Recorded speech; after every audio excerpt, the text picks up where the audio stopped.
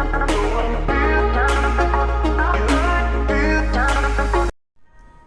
हम इतिहास के हर्षवर्धन और तत्कालीन समाज के बारे में कुछ महत्वपूर्ण तथ्यों को जानेंगे। सम्राट हर्षवर्धन पुष्यभूति वंश के महान शासक थे। उन्होंने भारतवर्ष को एकता के सूत्र में बांधा। चाहे पुष्यभूति वंश के कई शासक थे, जैसे कि नरवर्धन, राज्यवर्धन, आदित्यवर्धन, परंतु ये सभी पूर्णतः स्वतंत्र नहीं थे। प्रभाकर वर्धन इस वंश के प्रथम स्वतंत्र शासक थे। हर्षवर्धन इन्हीं के तीसरे पुत्र थे। हर्षवर्धन का जन्म 5 जून 590 को थानेसर में हुआ। इनकी माता का नाम यशोमती देवी था। बचपन से ही काफी बुद्धिमान थे। वे निरंतर अभ्यास से एक श्रेष्ठ घुड़सवार योद्धा बन गए थे। बड़े भाई की आकस्मिक यानी एकदम मृत्यु के पश्चात उन्हें मात्र 16 वर्ष की आयु में ही राजा बना दिया गया था। इसके पश्चात उन्होंने अपने शत्रुओं से बदला लेना शुरू किया। फिर कन्नौज को भी अपने राज्य में मिला लिया, जिससे इनकी शक्ति काफी बढ़ गई थी। हर्षवर्धन ने कई राज्यों में जीत प्राप्त की, जैसे गौंड प्रदेश, पंजाब, कन्नौज, बिहार, बंगाल, उड़ीसा, वल्लभी, कामरूप, सिंध, कश्मीर, नेपाल, गंजाम इत्यादि। इससे उनका साम्राज्य उत्तर में कश्मीर से दक्षिण में विंध्याचल तथा पूर्व में कामरूप से लेकर पश्चिम में अरब सागर तक फैल गया था। सन 633 में हर्षवर्धन ने दक्षिण के शासक पुलकेशियन के राज्य पर आक्रमण किया, जिसे हर्ष की पराजय हुई थी। हर्षवर्धन ने राज्य का शासन प्रबंध अच्छे ढंग से किया। राजा सर्वोच्च अधिकारी तथा सेनापति था, जिसकी सहायता के लिए एक मंत्री विशुद्ध होता था। विशाल साम्राज्य को कई प्रांतों में बांटा गया था। सामंतों तथा महासामंतों के नियंत्रण में थे। प्रांतों को विषयों में बांटा गया, जिनका नेतृत्व विषयपति करते थे। राज्य की आय का मुख्य साधन भू राजस्व यानी भूमि से लगान लेना, जो उपज का 1/6 भाग होता था। इसके अतिरिक्त कई अन्य कर थे, जैसे चुंगी कर, बिक्री कर इत्यादि। यह सब एक कुछ जन कल्याण, जनता की भलाई, विकास के लिए राज्य चलाने के लिए खर्च होता था। हर्षवर्धन के राज्य में कानून व्यवस्था अच्छी थी, अपराध कम थे तथा दंड कठोर थे। न्याय करते समय पक्षपात नहीं होता था। समाज जातियों में विभाजित था। सभी का कार्य जाति के अनुसार निश्चित था। आर्थिक व्यवस्था काफी मजबूत थी। हर्षवर्धन एक कुशल शासन प्रबंध, महान दानी, प्रजा प्रेमी, परिवार प्रेमी तथा धार्मिक के रूप से सहनशील थे। उन्होंने अपने समय में कला, साहित्य तथा बहुत से विद्वानों को संरक्षण आश्रय दिया था। उनके समय में एक चीनी यात्री अवेनशांग भारत आया। उन्होंने बौद्ध धर्म का अध्ययन किया। उन्होंने चीन पहुंचे भारत यात्रा वृत्तांत अपनी पुस्तक सी यू की में लिखा था। गुप्त साम्राज्य के पतन के पश्चात किस वंश की स्थापना हुई थी? पुष्यभूति वंश की। राजा हर्षवर्धन के दरबारी कवि कौन थे? बाण भट्ट। संस्कृत नाटक नागानंद की रचना किस शासक द्वारा की गई थी? हर्षवर्धन द्वारा। नर्मदा नदी पर सम्राट हर्ष के दक्षिणवर्ती अग्रगमन को रोका गया था पुलकेशिन द्वितीय ने। बंगाल का कौन सा शासक हर्ष का समकालीन था? सक्सांग। पुष्यभूति ने थानेसर में नामक वंश की स्थापना की। पुष्यभूति ने। प्रभाकर वर्धन ने अपनी पुत्री का विवाह कन्नौज के शक्तिशाली राजा ग्रहवर्मन मोखरी से किया था। हर्ष ने नामक बौद्ध सन्यासी की सहायता से अपनी बहन को खोज लिया था, दिवाकर मित्र की नामक सन्यासी सहायता से। हर्षवर्धन का जन्म हुआ 590 ईस्वी में। बाण भट्ट ने हरिश्चरित्र एवं कादम्बरी जैसे ग्रंथों की रचना की। कादम्बरी बाण भट्ट, नालंदा विश्वविद्यालय, कुमारगुप्त, भाग भूमिकर, बलि, स्वेच्छा से दिया गया उपहार, कटुके सेना का नेतृत्व करने वाला। हरिश्चरित्र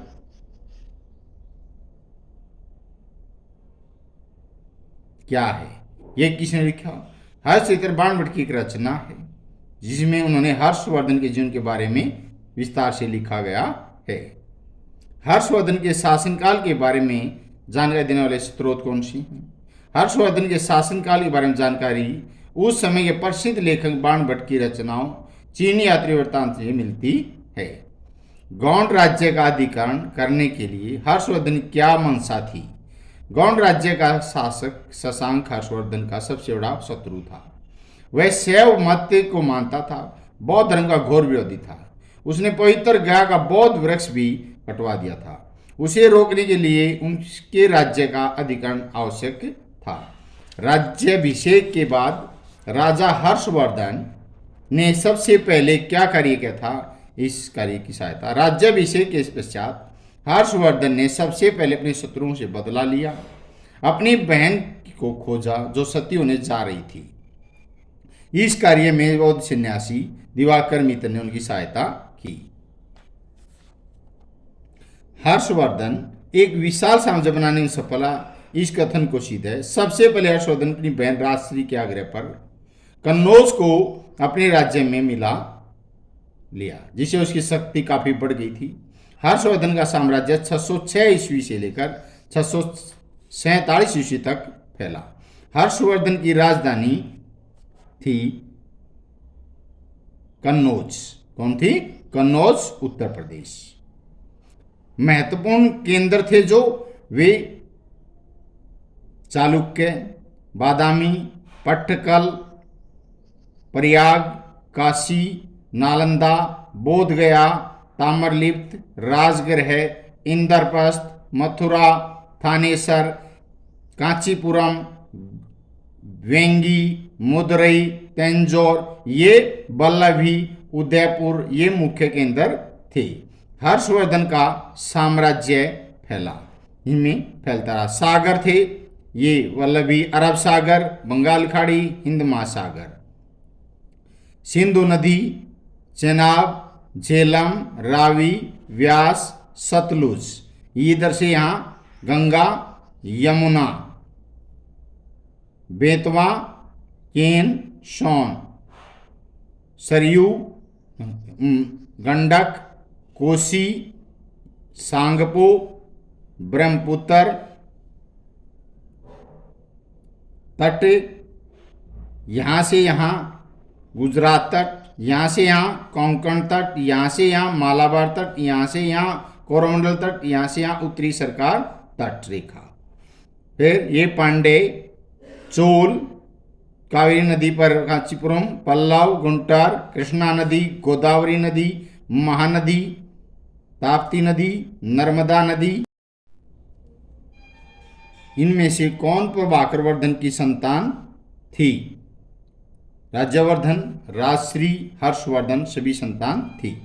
खालिस्तान ने महाराज धीराज परमभट्ट कारक उपाधियां धारण की थी। राज्यवर्धन। हर्षवर्धन का जन्म कहाँ हुआ था? थानेसर। हर्षवर्धन का राज्याभिषेक कब हुआ था? 606 ईस्वी में। हर्षवर्धन की बहन का नाम क्या था? राजश्री।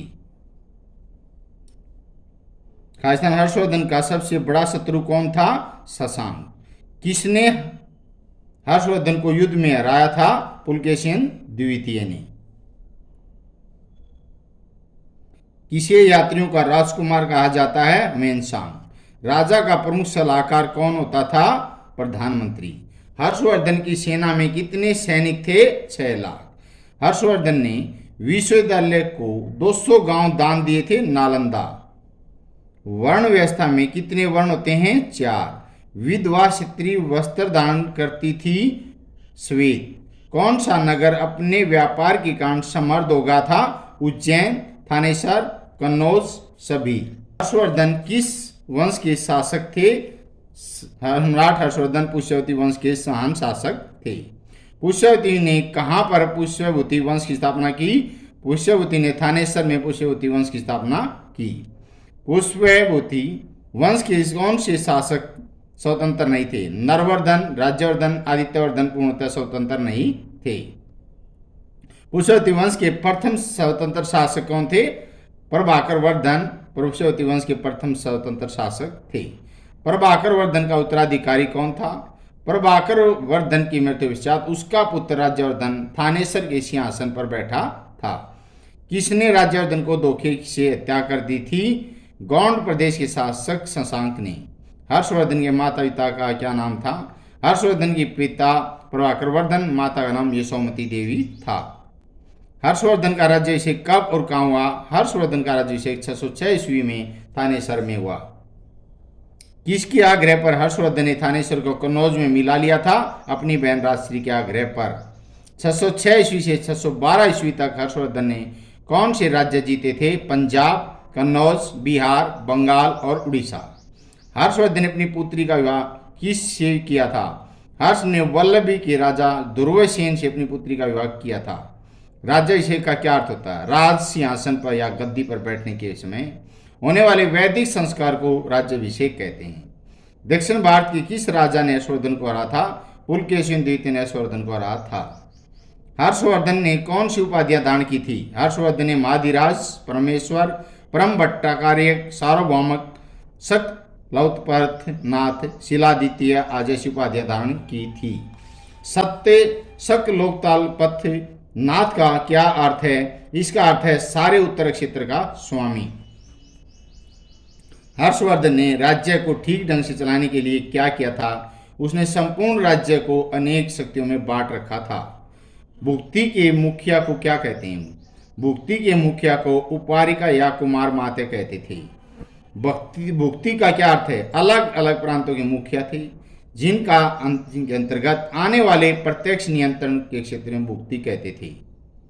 विषय क्या था? प्रांतों का भागों में बांटा गया जिसे विषय कहा जाता था, जिनका नेतृत्व विषयपति करता था। प्रशासन की सबसे छोटी इकाई ग्राम थी। हर्षवर्धन ने प्रजाहित में कौन से कार्य किए?